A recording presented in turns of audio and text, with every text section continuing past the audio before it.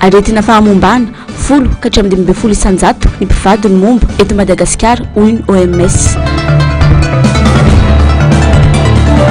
Fanoerana amin'ny basy toliara mitaky ny amoanany namany Nosamborina ny Fogo Masikoro.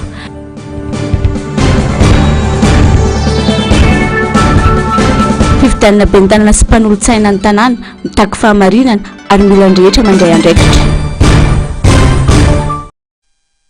Faltafaraka aminao ndray tony kilasy tongavy ato anatin'izao fotoana ny fampahalalam-baovao izao manatitra ny araba ary manasanao anaraka ny antsipirim-baovao hatramin'ny farany. Pejiny politika mifandraiky amin'ny fifidianana avy hatrany. Kandidat telo isaky ny komina no ifantenana izay tondra ny faneva amin'ny fifidianana ho ben'ny tanàna ny 12 Desambra izao any Antoko-Tsiky Madagasikara. Nanamafy ny sekretera jeneral ny Antoko Rina Randriamasinoro androany fa manana fahefana feno ny mpikatrika eny fotony anolotra olona hifaninana amin'izany. Raha ho any eto Antananarivo renivohitra manokana dia efa mazava fa ny filoha Ravalomanana Matrika no kandidat avy amin'ny Antoko. Tatim-baovao ny Germaine Mejanary eo amin'ny sary sy rindran-tsary ny Taizinaina. Amperinasa tanteraka ny pro-politika ho an'ny Antoko-Tsiky Madagasikara amin'izao manoloana ny fiatrehana ho fifidianana ben'ny tanàna manerana any Madagasikara. Efa betsaka ireo antoko-taratasy izay voaray ho an'ireo mikasa irotsaka sy atolotry ny antoko avy any amin'ny faritra. Kandidat telo isaky ny komina no raisina antoko-taratasy mba azahoana misafidy izay olona mendrika hitondra ny fanevany antoko ny 12 Desambra izao raha ny fanazavana. Misy noho izany toromarika manokana avy amin'ny pro-politika fohy be ho an'ireo mpikatroka eny ifotony. Efa misy moa zany ty noty ty zay manakery izy ty ho an'ny fiomanana fifidianana ben'ny tanàna manerana Madagasikara. Ty noty numéro 22 PP 2024 zay filohan'ny antokony nanosony azy ato anatin'ity daholo zany ny fomba rehetra ahafahana misafidy zay candidat ben'ny tanàna. Dia entanina zany aloha eto zany dia efa manao antso entanina ny disitime rehetra ny comtime zay mbola tsy nahazo ty noty ity zany mba anao zay azahoana azy miantso ny eo amin'ny fohy bebelera moa zany miantso ny tompona andraikitra ao mba ahafahana mahazo an'izay ahafahana mandrindra an'izay satria ny fotoana mandeha dia ilaina harindra ao anatin'izay zava-dehibe ao anatin'ity noty ity dia ny hoe fanomezana lanja ny rafitra eny fotony mba ahafahana misafidy zay olona tena mahafeno ny fepetra rehetra ary olona mety avita hitantanany tanàna satria antoko ny fanovanan'ny tanàna ny fametrantsika olona mendrika hitantanany zany tanàna zay dia mamaly an'izay rehetrarehetra zay zany ty noty ty dia hoan'izay comtime na disitime na rectime mbola tsy mahazo amin'le noty zany dia efa mivoaka ty ampahafantarina antsika amin'ny fomba ofisialanao no efa mivoaka izy ty ho fandrindrana ny fifidianana ben'ny tanàna ny fisafidianana zay candidat dia aoka tsika mba hiantso amin'ny sekretera atsika eo amin'ny fohy bebelera mba ahafahana mahazo amin'izay noty zay. Teboka telo lehibe ny fampiresana tamin'ny filoha Marika Ravalomanana nandritra ny fionana omaly nanamafy Irina Randriamasinoro fa tsy tokony anaiky atao fitaovana politika ny fitantanana raha-mpanjakana ka zaro sakana ho an'ireo olom-pirenena te hitondra ny anjara birikiny amin'ny fampandrosoana ny komina misy azy. Ho an'Antananarivo renivohitra zany dia filohan'ny Antoko-Tima mihitsy no candidat ny Antoko-Tima eto Antananarivo renivohitra ho tohanany firaisan-kina na mety ho candidat ny firaisan-kina mihitsy ary fanina zany na candidat ny Antoko-Tima ho tohanany firaisan-kina na candidat ny firaisan-kina ho atsika mpikamana eto amin'ny Antoko-Tika Madagasikara no fanetanana natao tao anatin'izay mba hoe hiara hijery akaitsika ny fifidianana satria io no antoka ihany koa mba ahafahana mampandroso ny tanàna ary antoka ihany koa ho fanohizana ny tolona zany tolona zay efa natombontsika dia ny fanalana n'izao kabararaka zao eto amin'ny firenetsika. Dia ny zavatra anankitelo ny antony ivoriana omaly voalohany aloha zany fanomezana toromarika ho anay solombavam-bahoaka lany teto Antananarivo renivohitra fanomezana toromarika mba hoentina eo amin'ny mpikambana eto amin'ny fokotima rehetra zany sy ny disitime eto Antananarivo renivohitra mahakasika an'izay fifidianana izay. Ny faharoa antso atao ihany koa ho an'ny administration satria hitantsika zany fa matetika ny administration zao efa mivoaka ny lalàna mifehan'ny fifidianana, efa mivoaka ny didim-panjakana rehetra mifehan'ny fifidianana, efa mivoaka ny listina tontataratasy rehetra ilaina, dia nikarakaranyzany a ny candidat rehetra hoanina tokotima eraky Madagasikara. Dia antso no atao zany hoe aleonareo ao amin'ny administration mba hiteny hipetraka ho teknisianina amin'ny fanatanterahana ny adidy sy andraikitra sahaninareo fa tsy nareo no lasa fitaovana politika anakatsakanana ny candidat tsirairay avy, satria raha tsy aivina zany zao ny zavatra niatra tamin'ny tenako manokana tamin'izay candidat solombavam-bahoaka teo dia raha araky ny lalàna ara-dalàna za mifandoavana ny hetra, nanana carte fiscale 2024 za ara-dalàna tsara zay niantoka fa nalohetra ara-dalàna, kanefa taratasy foron'ny administration fotsiny le hoe certificat de régularité fiscale zay tokony ho azo, satria za manolohetra ara-dalàna dia lasa inony nitsomena dia iny ny antony tsy akandidat ana rehefa avy eo. Dia izay zany no anetanana hoe alohan'ny administration tena hipetraka ho administration ho technicien ary namora ny fahazahoana ny taratasy mba hahafahan'ny olom-pirenena mirotsaka zay manana an'izay finiavana hirotsaka izay fa tsy nareo no sakana ho fitaovana politika ahafahana manao antso zay ho amin'ny olom-pirenena zay te handray andraikitra eto amin'ny firenena. Dia ny fahatelo moa zany dia hoe fanetanana ny olom-pirenena, zay ny antony fivoriana ihany koa hoe loantsika samy miezaka ny olom-pirenena anentana ny olom-pirenena hoe miankina amintsika tsirairay avy ny safidy ny fanovana sa hipetraka amin'izao zavatra misy zao satria tsy maintsy miara-mentana tsika raha te hahita fanovana fametrahana be ny tanàna naiza toerana misy azy, indrindra fa Antananarivo renivohitra no antoka nisy ny fanovana eto amin'ny firenentsika ary nyresahako teo fanoizana ny tolona. Dia zay ihany koa ny antony nivoriana omaly omena fa efana feno ny mpikatrokatima eny fotony ijery sy hitiliny olona everiny fa mendrika ny ho candidat amin'ny fifidianana io ho iatrany ny fanazavany azo alainao amin'ny fohy be toerany antoko ihany koa ny noty manan-kery milaza ny pitsopitso ny momba ireo candidat mendrika hitondra ny fanevany antoko raha ny fanazavana hatrany. Vaovao manodidina ny fifidianana izay ihany mila ny rehetra mandray andraikitra ny fiatrana ny fiainam-pirenena mitaky fahamarinana ihany koa izany ho ny filohan'ny fiangonana anglikana eto Madagasikara androany. Mila fanovana goavana miainga eny fotony ny firenena ho kosa ny olom-pirenena amin'ny alalan'ny fifidianana ihany, indrindra ny eto Antananarivo izay tena mila fanandirana goavana hitovizany amin'ireo renivohim-pirenena samihafa. Fanadihadiana eo amin'ny sariny Mathieu Princy. Mila fanarenana goavana miainga avy amin'ny fanovatoetsaina sy fomba fanao Antananarivo renivohitra ho ny olom-pirenena. Manjaka ny gabraraka sy fitantanana tsy mahomby ka mitarika fahalovana eto amin'ny renivohitra Madagasikara. Tsy mbola nisy an'izany hoe eto renivohim-pirenena misy an'izany fitaterana ambanivohitra dia ny bisikleta sy ny moto. Tsisy an'izany tokony tsisy an'izany ankoatra ny posy sy ny rehetrarehetra nefa ny renivohim-pirenena nefa fa le fomba fitantanana sy le fampahafantarana ny olona mihitsy any zava-misy eto tanàna zany any tsy ampy satria nahoana ohatr'izany zao raha te hipipi ny olona dia mipipi etsy zazakely mipipi etsy mikaka etsy mikike nefa misy ny WC public fa ny olona tsy arianana an'ilay arizato sy roanjato aby. Dia izay zavatra zay tokony hisy fijerena hoe le olona tsy manana an'ilay arizato sy roanjato moa zany mbo ahoana raha mitamin'ny renivohim-pirenena hafa dia farany ambany angamba Antananarivo satria nahoana eto Antananarivo aby nahitana fitaterana rehetrarehetra sy ny fahalotona rehetra sy ny fijaliana rehetra mahazo ny olona. Mila fahatonga afa-tsain'ny olom-pirenena rehetra ny zava-misy ka ailaka lesona tamin'ny zava-nisy rehetra hoy ny fanazavana. Any amin'ilay fifidianana be ny tanàna ny olona tokony hanevitra sy hampiseho tsara mihitsy hoe riny tiako, riny tokony hatsara sy hampientin'ny tanànana Antananarivo fa amin'izao aloha zany tanànana Antananarivo mitahan'ny firenena rehetrarehetra, firenena Madagasikara nefa Antananarivo dia farany ambany farany gisitra Antananarivo. Zava-dehibe ny fifidianana dia tokony hahifidy ny olona mifidy rehetrarehetra satria izao aloha zany tonga dia tsoroko hatramin'ny siny be ny tanàna teo amin'ny tondrany Andry Rajoelina zany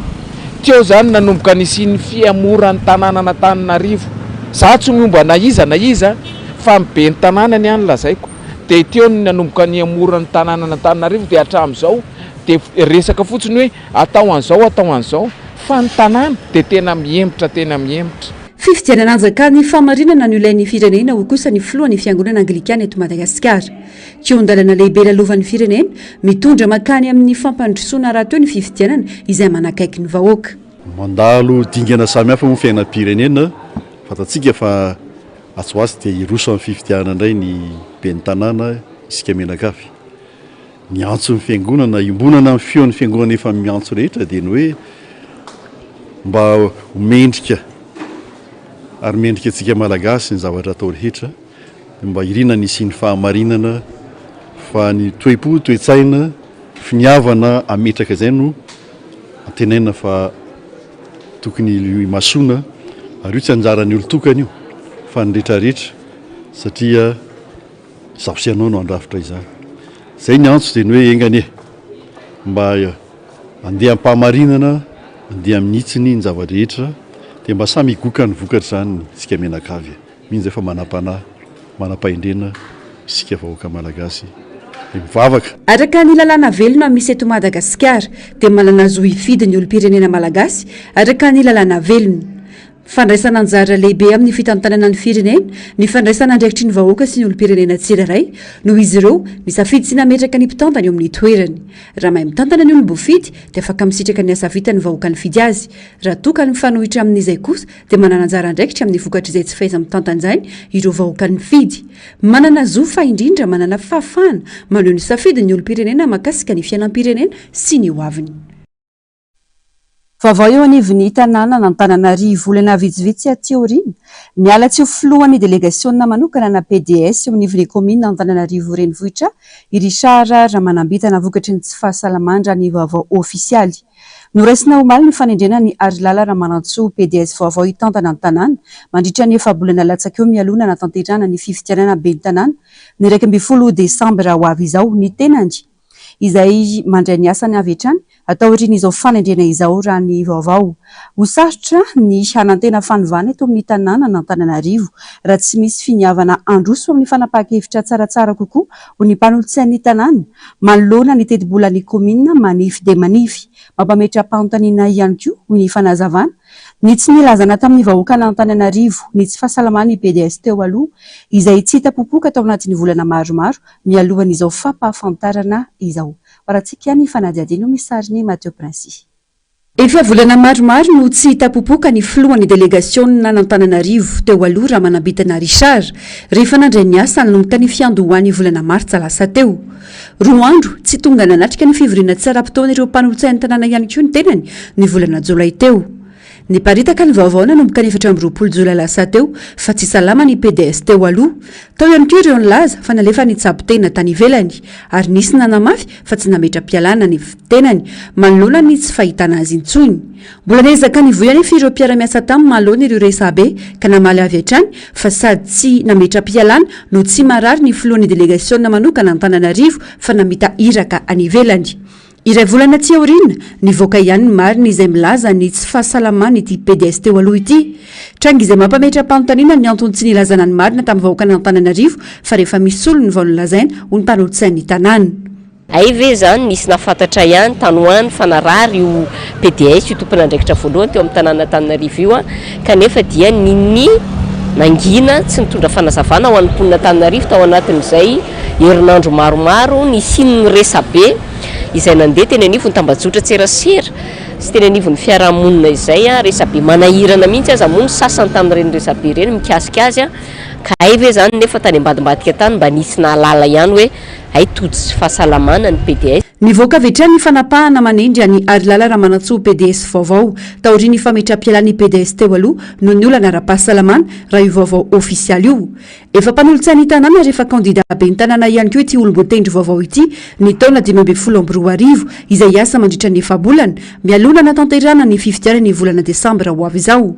fanontaniana maro no apetraky ny mpanara-baovao manoloana ny fanendrena tsy misy olona intsony ve ho tendrena eo anivony volomboasary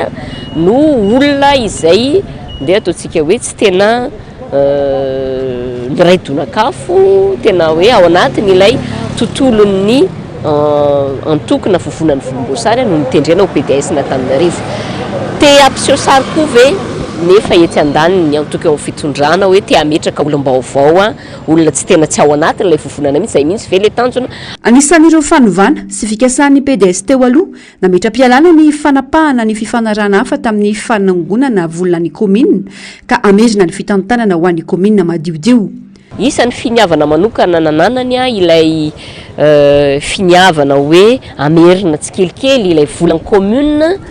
ho kirakirainy ny commune Matiodio nesoriny teny anivon'ny orinasa municipal de tsy inona fa ny SMGD zany. Hitantsika zao ny resaka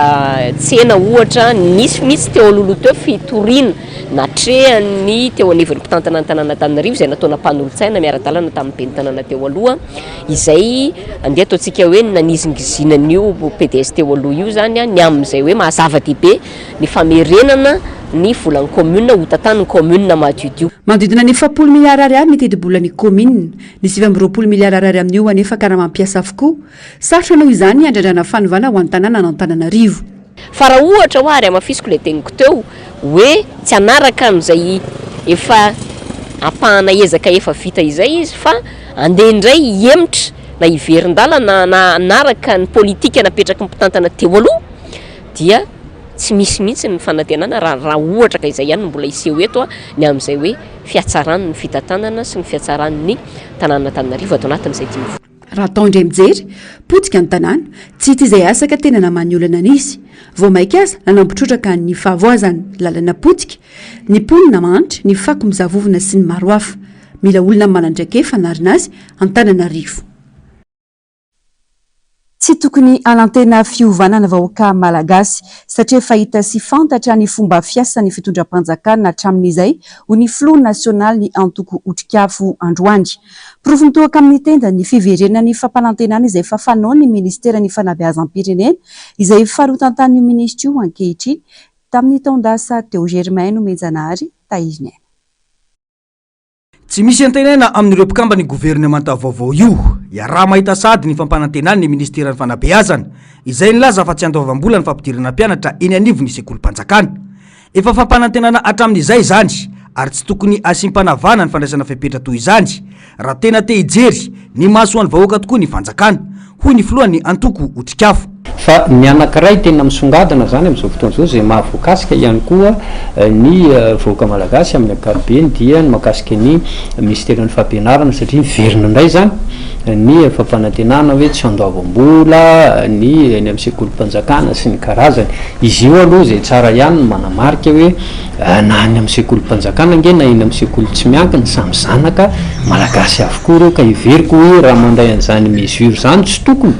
asina fanavakavahana li satria tsy misy miteny mihitsy eto hoe ny zanaky ny sahirana ihany ny eny amin'ny sekolim-panjakana fa ny akamaroany eny amin'ny sekoly tsy miankina nke ka ireo ilay tsy tafiditra zany amin'ny sekolim-panjakana dika zay samy sahirana avokoa anatin'izay zany ka rehefa mandray fepetra oza dia tokony fepetra mahakasika ny rehetrarehetra etsy ankilany koa moa zany le izy resahana le tsy fandoavam-bola nefa mbola mandoa vola ihany nge nray aman-dren'ny mpianatra amin'ny alalan'ny droit sy isan-karazany ao anatin'ilay fampidirana ny mpianatra amin'izao fotoana izao zay tena hoe mampikaikaika ny ray aman-dreny zay mampiana-janaka amin'izao fotoana izao ka ozy hoe isika mieritreritra ny ampandroso firenena nefa ny fanabeazana ary izany no anaovana azy verina hoe tena antoko ny fampandrosoana ny firenena dia resahana indray le izy rehefa aveo hoe tsy droit reny fa ilay ho an'ny papilay atao hoe mpampianatra fram zany tipolozy ihany hoe na droit io na ho an'ny karaman'ny mpampianatra io vola miala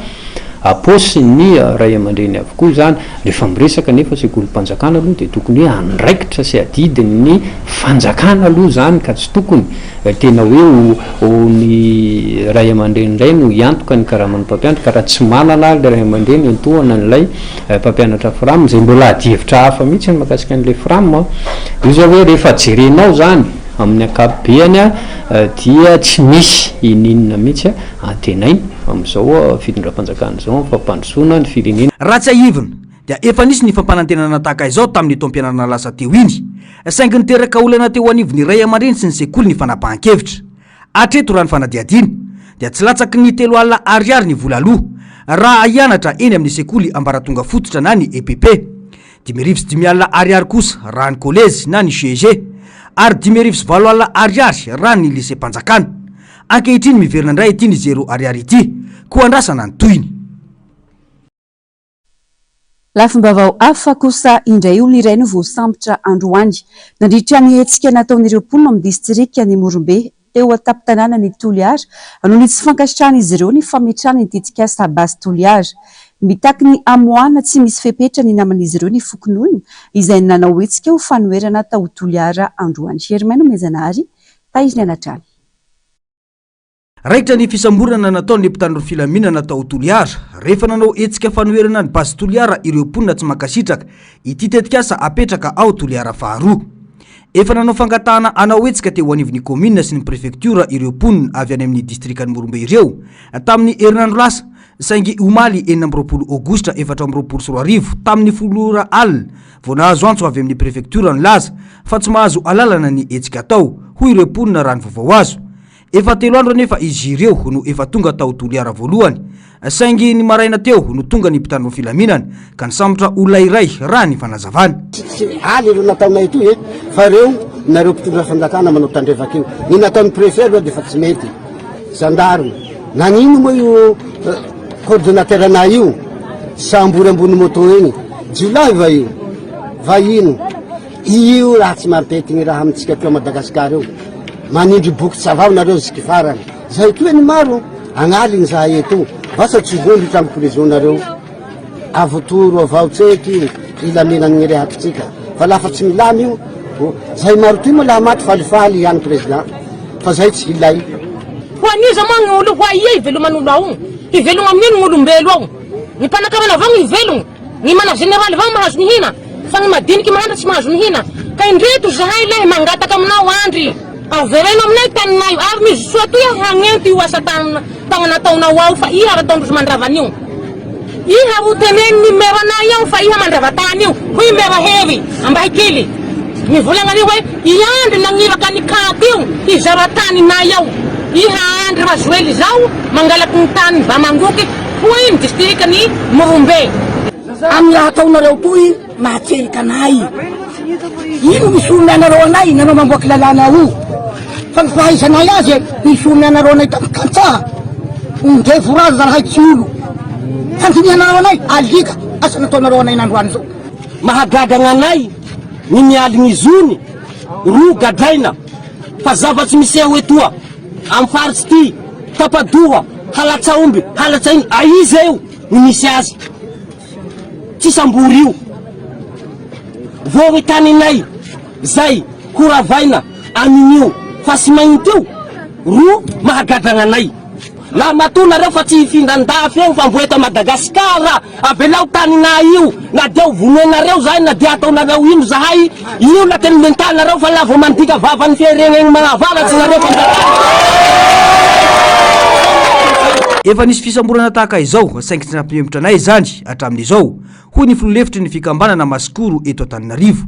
tsy vahaolana ny fisamborana hoy izy satria ny fiainan'ireo vahoaka voakasiky ny orinasa io no tandindomindozaka ka antony itakina ny ampitsara anazy hoy hatrany ny fanazavana fa iny faritra atsimo iny fatatsika ny fahamainana ao anatiny iny lay tahirina alakely na tahirina baobaba kely manodidina ny tanàna io indray zany no heverindreo oravaina zany anaovana an'izay na fitrandrahana zay akoatran'izay zany koa moa zany dia fantatra ny hoe ny pollution aterak'izay ny fanelingelenana na ny faharavany ny fiarin'ny mponina satria misy ireo olona zany zay voatery tsy maintsy hoe hoesorina mitoerany zay tanindrazana moa zany dia zay zany isan'ny olana angeza be ao anatin'le izao ihany koa no hoe ho fikitiana na ny faharavany mialan'ny Mikea oaizy reo olona atao hoe Mikea reo zany ao anatin'izay manaona ihany koa mitoeran'ireo lay mpiaza zay mikambana ao anatin'ny zanatreky reo fa tsy ny zanatreky ihany fa vedaveny ao anatin'izany hoe ilay orinasa zany raha jerena dia avokitika fiainan'olona maro mihitsy satria raha ny mpikambany zanadriaky fotsiny efa miodidina ndroa alina firy ny isan'ny mponina ihany koa zany aty amin'ny foko Masikoro mivezy sy ny karazany izay mamboly sy miompy voatery ho foana zany ny fitediavany ao anatin'izay raha ny fampitambavao avy amin'ny fokon'olona manao ny fitokonana ireto dia misy mpitondra ambory isan'ny voatonona amin'ny tira raha ity toy ny fakanany tany raha ny nambaran'ireo mpitantana eny ny fotony tamin'ireo fokon'olona izay manohitra ny orinasa mitaky ny amoahana ny namany hatramin'ny 900 teo moa ireo fokon'olona izay manao ny fitakina ampitaina eto ihany ny fivoaram-baovao. tapitra rampitso alarbiro ny 27 ora izay nomeny mpiasa ny sampandrara mpamantatra ny toetry ny andro ary nisorana ny ministera ny tale jeneraly eo anivon'ity sampandraram-panjakana ity iroso amin'ny fitokonana fanarana ny mpiasa ny alakamisy izao miankina amin'ny fionana amin'ny sekretera jeneraly ny ministera rampitso no amaritra ny fisian'ny fitokonana na tsy raha ny fanazavana. Tsy miova ny fitakin'ireo mpiasa atreto fa ny fialany Italia jeneraly eo anivon'ny meteo. Izy ny fionana amin'ny sekretera jeneraly ny ministera Rampitso ka ho teo ny toyny. Rampitso raha teo no tapitra ny 27 ora nomena ny ministera tompon'andraikitra mba amahana izao olana izao hoy ny teo anivon'ny syndicat ny mpiasa ny famantarana ny toetry ny andro. Raha tsy misy vahaolana dia irosona ny service minimum ary ho feno sora-baventy ny ivotoerany meteo ho iatrany ireto birao ny syndicat izay ny solotenan'ny mpiasa rehetra eo anivony ity sampandraram-panjakana ity. Dia nisy tatitra izay tapaka anay tao zany antao atsoratra dia naefa nalefa any amin'ny monsieur le ministre sy monsieur le SG amin'ny ministerany fitaterana sy famantarana toetrandro ary mbola nomenay koa ny fohy be ny préfet de police andriamato préfet de police sy andriamato premier ministre ny zavatra tapaka tao anatin'izany dia miteny hoe mangataka fitakiny izay anasorana tale jeneraly meteo ary manarak'izay dia misy tsy mila fampiresana amin'ny tale jeneraly sony izay fa nitakinay dia miala izy satria tsy mahay mijery tsy mahay mihaino ny mpiasa ka mangataka izay olona mahay mihaino sy mahay mijery no apetraka eo. Manarak'izany dia nisy koa izay teny natao hoe omesika fepitona 27 ora ny tompon'andraikitra mba amahany an'izao vahaolana izao ka ho tapitra rapitso io fepitona io ka nidingana izay nataona ihany amin'ny soratra dia anomboka izay ametraka banderole raha tsisy valiny. Manaraka izany ametraka soratra amin'ny taratasy izay ataonay be dia be ao anatin'ny meteo ary service minimum no atanay tsy zarery manapaka an'izany fa mpiasa rehetra. Araky ny vaovao ihany dia tsy nitondra fandaminana ny tale jeneraly manoloana izao olana misy izao fa fampiadinany samy mpiasa amin'ny alalan'ny fandefasana mailaka ho iatrany ny fanazavana. Tokony ho vahaolana no tadiavina fa tsy fanakorontanana tahaka izany intsondry ho iatrany ireto mpiasa ireto. Maly vao maly izy mandefa mail mandefa eroni amina personnel amin'ny teny fa mampime be any mpiasan'ny meteo avoakako eto zany raha ilaina ny mampiseho an'izany dia asehoko aminareo hoe ohatr'izao ny fomba fampiresany io raha mantotale jeneraly fa manana sary sy feo zay amin'ny fomba firesany amin'ny mpiasa rehefa miresaka amin'ny mpiasa io na eny amoron'ny arabe ary izy dia mivazavaza mikitakita mpiasa zany ny fomba fataony donc sarotra ao anay mpiasa ny iresaka amin'ny olona ohatr' zany tsy mpiasa tranony akory zay na mpiasa inona fa mpiasa mpanjakany zahay mpiasa mpanjakany zay ny vahoaka ny manan-karamanay fa tsy izy personne donc alao io soloy olona mahavita azy izy soloy tanora afaka manatanteraka ny baiko ny filoham-pirenena. Raha ny fantatra dia ny alakamisy izao no iroso amin'ny fitokonana ireto mpiasa ireto manoloana ny meteo. Arak'izany ny vahaolana aroson'ny ministera nefa no mety ampisy na tsy izany raha ny fanazavana atrany andrasana ny toy ny vaovao. Ady amin'ny kolikoly isan'ireo vavahady fidirana eto Madagasikara ny serana mpiara-manidina Ivato. Isan'ny mampalaza ity serana ity tato ato ny resaka kolikoly ka nazona fitarainana tsy mifidy ireo mpanao asa ratsy sy fanavahiny na teratany dia lasibatry ny kolikoly. Tafapetraka tamin'ny fomba ofisialy androany ary ny masoivony Bianco eny amin'ny serana mpiara-manidina Ivato hamongorana ny tambazotra ny mpanao kolikoly ny tanjona amin'ny fametrahana ity sampana manokana ity antoerana nanangona ny vaovao miarosora ary mampianana simbola afatsara. Fakambola tsy ara-dalàna, fampitarazoana fidirana sy fivoahan'm-pandeha, fitakina voandalana, santurina amin'ireo endrika kolikoly mampitarana ireo vahiny sy teratany miditra amin'ny serana mpiara-manidina Ivato ireo. Tafapetraka androany teo amin'ity serana mpiara-manidina iraisam-pirenena ity ny ratsa mangaika ny Birao Malote na misana ny ady amin'ny kolikoly na ny Bianco. Isana ny asa fisorohana ny kolikoly sy ny fampiarana ny sazy amin'ireo mpandika lalàna no antom-pisiny. napetraka tokoa ity ratsamangaiky ny bramalete dina mikolokolo ity eto amin'ny seranam-piaramanidina resa-pirenena Ivato dia mba handray fitarainana ho an'ny olona mpandeha, zany hoe ny mpandeha moa zany no tena mpampiasa ity toerana ity ary ihany koa hamentana ny tsiraray avy na ny mpiasa ity na ny mpandeha mba handa kolikoly ary tsy andefitra raha mahita trangana kolikoly, hanao fepetra, handray fepetra fisorohana ihany koa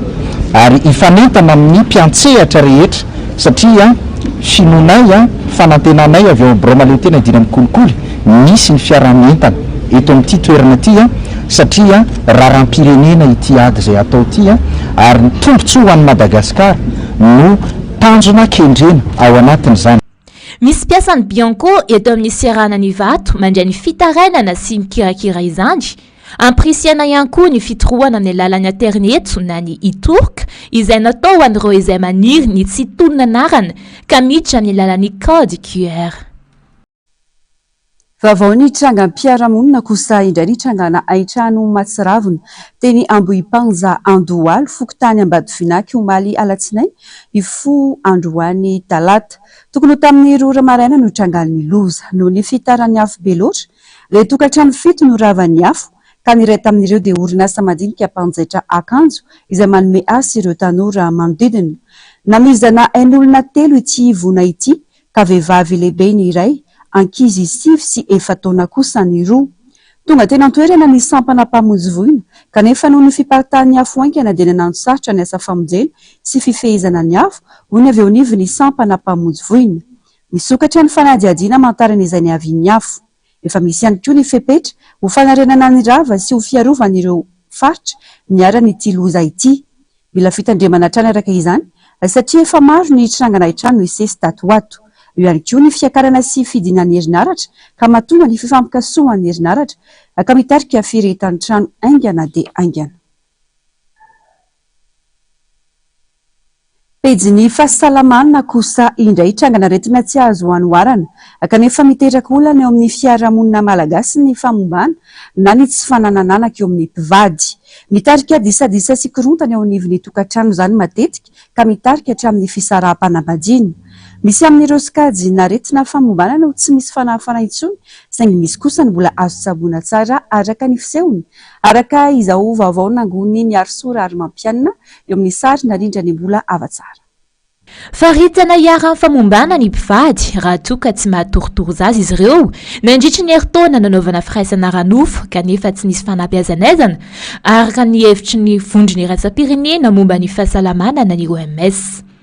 Fola hatramin'ny 12 isanjato ny mpivady no voasokajy momba eto Madagasikara ka ny fola hatramin'ny 30 isanjato amin'io dia avy amin'ny lehilahy ary ny 30 hatramin'ny 70 isanjato kosa dia avy amin'ny vehivavy no antony raha toka ny fola hatramin'ny 15 isanjato dia avy amin'izy roa miaraka araka ny tatry ny OMS hatrany. Raisina olan'izy roa miaraka araka izany ny fahamombana fa tsy azo faritana avy amin'ny lahy irery na ny vavy irery. Mahatonga ny vavy tsy miteraka aloha dia misy antony maro. Andrandray mety misy fahasaponana mihitsy tena lasa kely mihitsy io tranonjaza io. Rehefa atao échographie izy dia mitovy ny tranonjaza ankizy 5 taona ny tranonjazany. Amin'ny fotoana izy indraindray tsisy fahadimana mandeha mihitsy amin'ny ny fambelana moa zany dia ny tokana ihany dia mety tsy fisina na tsy fahatomombanana ny tsirinaina. Ilaina ny fiarahampivady mitady vahaolana raha matsapy izy ireo fa misy olana amin'ny fahazahoana zaza. Miankina betsaka amin'ny valin'ny fitiliana tao araka izany no ahafahana mamaritra na mbola azo tsaboana ka afaka hiteraka na tsy ny mpivady. Fitsaboana dia misy tsy voatsabo intsony fa tena hoe tsy miteraka intsony. Ohatra hoe tena fahasaponana mihitsy hoe tranonjaza ina tena le kely ny teneniko teo indraindray mety mahazo ihany raha ohatra ka hoe misy mikroba fotsiny tao mandeha nikelina an'le petrany zaza dia rehefa voatsabo mikroba iny voadio tsara dia mety miteraka ihany zany zao le hoe antony mety mandalo. Mahavelom-panantenana ankehitriny ny fisian'ny toeram-pitsaboana mandray tanàna manokana ny fampananana zaza manokana ho an'ireo mpivady amin'ny alalan'ny fécondation in vitro. mpivady miisa 3 no efa niditra tao anatin'ity fitsaboana iray ity ary zaza 300 isa no teraka tao anatin'izany araka ny tatitra nataon'ny mpitsabo teo anivon'ny centre de fertilité de Madagascar ny taona 2024. Mianaka eto Madagasikara ny valanaretina aromotana amin'izao vaninandro izao. Virusy mifindra amin'ny olombelona amin'ny alalan'ny kaikitry ny alika ny aromotana. Arety mandoza mety hitarika hatramin'ny fahafatesana vetivety ho an'ny olona izany raha tsy voatsabo ara-potoana kanefa azo sorohana tsara. Isan'ny fisorohana ny fanaovana vaksiny ny alika sy ny fanantonana toeram-pitsaboana manokana raha toka voakaikitry ny alika miarosora ary mampianina mbola avatsara hatrany. Aretina tazon'ny biby mafana rà ny aromotana ary mifindra amin'ny olombelona amin'ny alalan'ny rangotra nakaikitra. 500 isanjato eo ny biby voamarina fa tratra ny aromotana eto Madagasikara ary 7 isanjato ny aromotan'ny olona dia avy amin'ny kaikitra sy rangotry ny alika avokoa araka ny fanadihadian'ny Institut Pasteur de Madagascar. Arety mandoza ho an'ny olombelona ary mety ahafaty haingana ny aromotana saingy azo atao tsara kosa ny misoroka izany. Ny anankiray aloha lasa tsy mahatelina sakafo na rano. Dia ny faharoa miova ny comportement an'ilay biby. Ohatra zany hoe biby masika be dia avy eo lasa tsy mihetsika mihitsy. Dia ny fahatelo mety manana trouble na conscience, ohatrany hoe biby tsy tena mahafantatra hoe iza ny tena rehefa antsoina amin'ny anarany izy. Sorohana ny aromotana dia ny vaksiny. Zany hoe raha manana alika saka ny an-trano any dia manao vaksiny. Raha sendra voakaikitra ny alika saka dia sasana tsara ny tanana, tena sasana amin'ny savony. Voakaikitra mandritra ny 12 minitra dia mamonjy toeram-pitsaboana ny eto amintsika moa Institut Pasteur no tokony antonina raha miseho izay tranga izay. Marina moa fa efa nisy ny hetsika hiadiana amin'ny aromotana natomboka ireo mpisedra avy amin'ny tetikasa fanaraha-mason'ny aromotana eto Madagasikara na ny koramady ny volana jolay teo teto andrenivohitra. Namafisin'izy ireo tao anatin'izany ny tokony hanaovana vaksiny faobe ireo alika mirenireny na ireo alika ompiana isa tokantrano entina hiadiana ny fimparitahan'ny aromotana. Vavaon'ny finoana no tanterahina androany ny fanompoam-pivavahana fanokafana tamin'ny fomba ofisialy ny sinoda faha-12 eo anivon'ny fiangonana eklezia episkopaly malagasy dioseze ny Antananarivo tetsy amin'ny Iflay Avimbony. Aritra herinandro ny sinoda ijerena ny viana mandritra ny 5 taona eo anivon'ny fiangonana. Andraisana sy andinina ihany koa ny tolo-kevitra natsarana ny fampielezana ny tenin'Andriamanitra sy ny fitantanana eo anivon'ny dioseze ny Antananarivo. No mafisy ny evekany dioseze ny Antananarivo sady filohan'ny eklezia episkopaly malagasy fa mandray anjara feno amin'ny fiainan'ny fiarahamonina sy ny fiainam-pirenena ihany koa ny fiangonana. Fanampahazavana.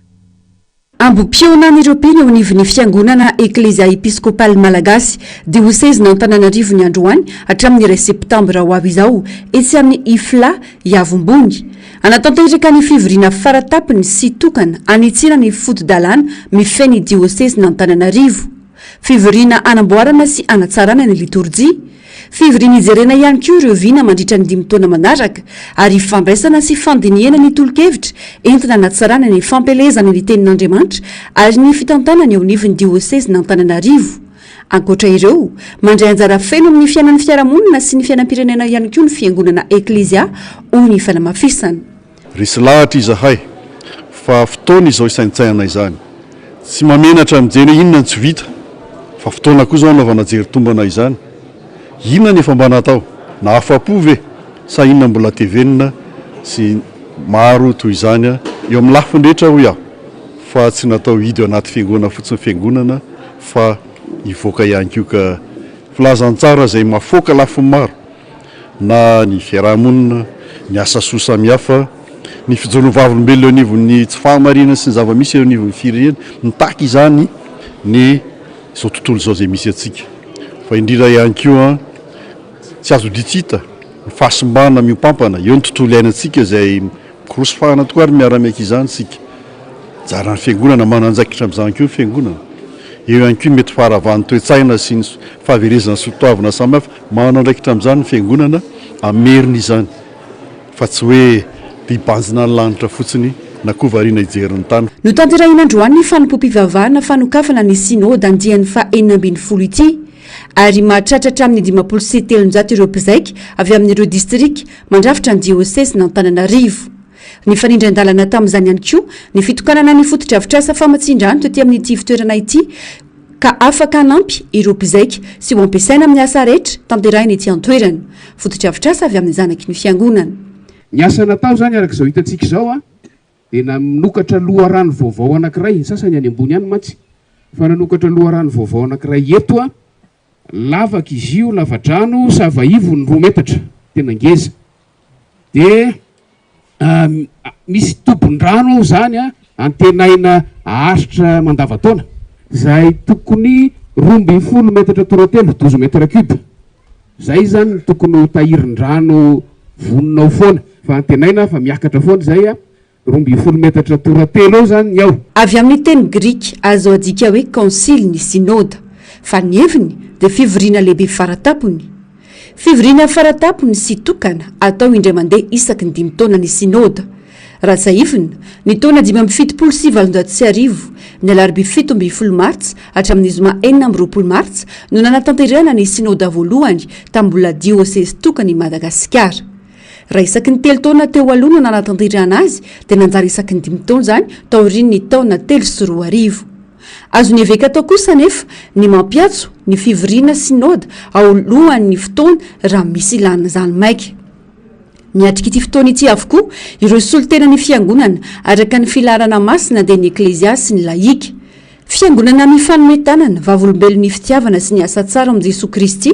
io no foto-kevitra banjinina mandritra ity synode fahinambiny folo ity. Ahasitra 7 andro ny synode ka faranana amin'ny fiara-mivavaka sy fandraisana ny tatitra ao amin'ny katedraly Santa Laurent Ambohimanoro ny 2 septambra ho avy izao.